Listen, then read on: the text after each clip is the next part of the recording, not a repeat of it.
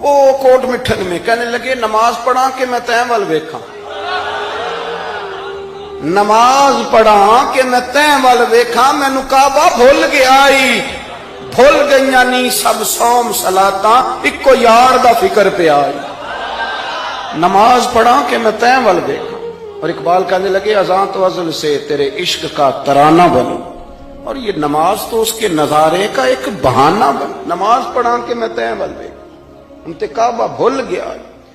نبی پاک صلی اللہ علیہ وسلم اگلی صف میں کھڑے ہوئے، مصلی پہ جماعت کرائی، نماز کے بعد حضور نے نا مسکرا کے پوچھا ابو بکر میں نے 3 دفعہ کہا تھا کیوں نہیں نماز پڑھائی؟